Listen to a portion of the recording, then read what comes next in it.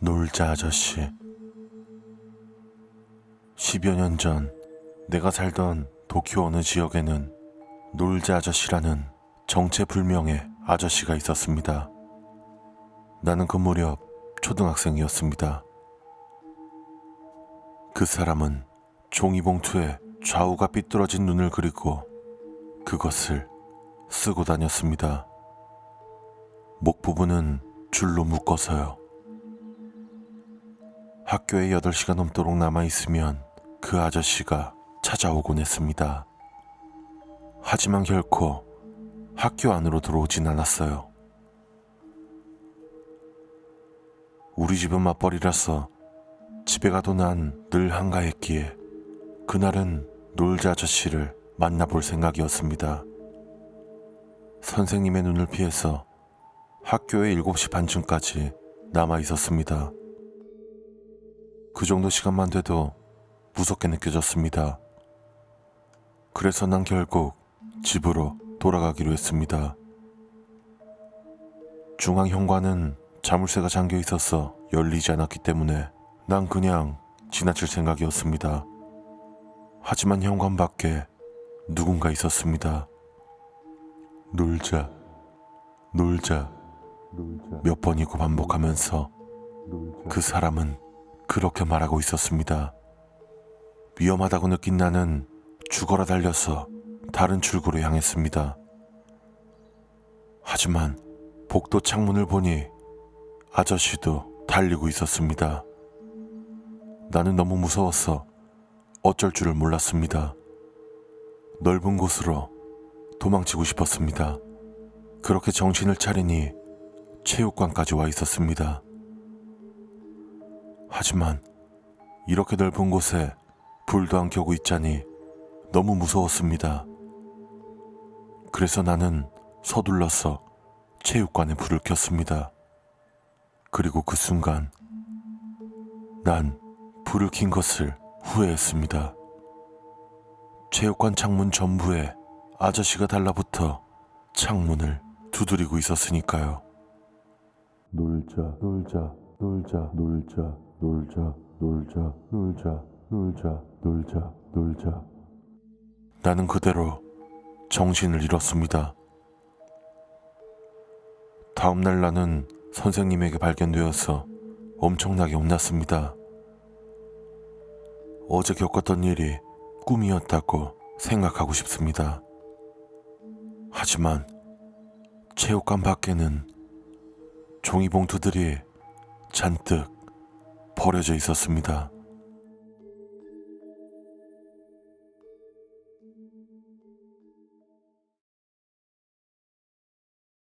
떠다니는 머리카락. 중학교 때 있었던 일이다. 우리 반은 그날 마지막 교시 영어 수업을 받고 있었다. 초여름이라서 에어컨도 없는 교실은 그야말로 찜통처럼 더웠다. 게다가 그날은 비가 와서 밖이 어두컴컴했다. 언제 번개가 내리쳐도 이상하지 않을 만큼 음침한 분위기였다. 그 때문이었을까? 반 전체가 뭔가 위축된 분위기였던 것으로 기억한다. 그날의 영어 수업은 자신에 관한 스피치를 발표하는 것이었다. 단상에는 친구 K가 올라와 있었다. 우리가 야유를 보낸 사이 그 녀석은 변변치 않은 영어로 스피치를 시작했다. 스피치 중반 갑자기 K가 말을 멈췄다. 반 아이들 모두 무슨 일인가 싶어서 의아해하고 있는데 멍하니 있던 K가 작게 중얼거렸다.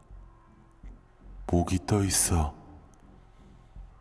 다들 K의 시선을 따라서 고개를 돌려 뒤를 올려다봤다.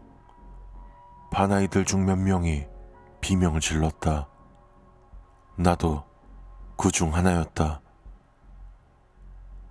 정확히 교실 한가운데 공중에 머리카락 덩어리가 떠 있었다. 결코 있을 수 없는 물체인데다 너무나도 기분이 나빴다.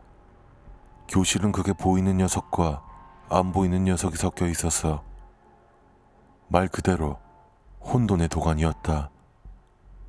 게다가 그것은 좀처럼 자취를 감추지 않아서 선생님들이 몰려오기 직전까지 계속해서 공중에 떠 있었다.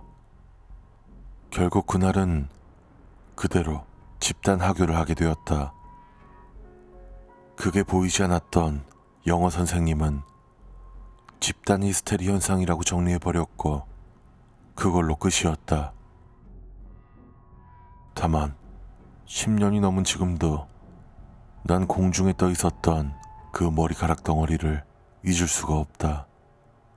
그리고 그것이 나타난 순간 광기에 사로잡혔던 교실의 분위기도 잊을 수 없다.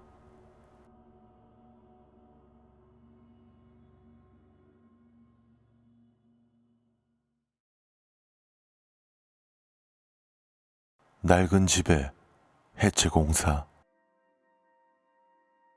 해체 공사 일을 하고 있는 지인에게 들은 이야기다. 작업 현장에 도착하자 낡은 집 한 채가 기다리고 있었다. 그곳엔 한동안 사람은 살지 않은 것 같았다.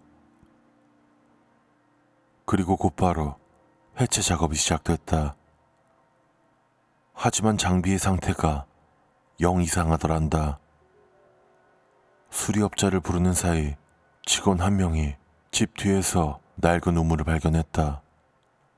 엄청 오래된 우물이었고 콘크리트로 지면이 굳혀져 있고 두꺼운 철뚜껑이 덮여 있었다. 그 위에는 부적이 잔뜩 붙어 있었고 철뚜껑도 사람 한둘로는 열 수 없을 정도로 무거웠다. 다들 우물에 흥미를 가지고 다가섰다고 한다. 그리고 몇몇 사람이 부적을 떼어버렸다. 그날은 결국 장비가 고쳐지지 않아서 일도 제대로 못하고 해산했다고 한다. 다음날 작업 시간이 되었는데도 감독이 오질 않는다. 어쩔 수 없이 있는 사람들끼리 해체 작업을 시작했다. 그런데 한 명이 우물 쪽에서 도망쳐 오더란다. 새파란 얼굴로 우물 이라고 말을 더듬고 있었다. 다들 보러 가보니 우물의 철뚜껑이 조금 열려 있었다. 그리고 우물 주변 콘크리트에는 젖은 손자국과 발자국이 있었다. 작은 아이의 것인 듯한 크기를 하고 있었다. 그리고 우물 안은 바싹 말라 있었다. 다들 위험하다고 생각해서 감독에게 연락했지만 갑자기 쓰러져서 응급실에 실려갔다는 대답이 돌아왔다. 게다가 그날 오후에는 작업원 2명이 갑작스러운 고열로 쓰러졌다고 한다. 결국 다음날 신사에서 나와서 불제를 받고서야 겨우 작업을 마칠 수 있었단다.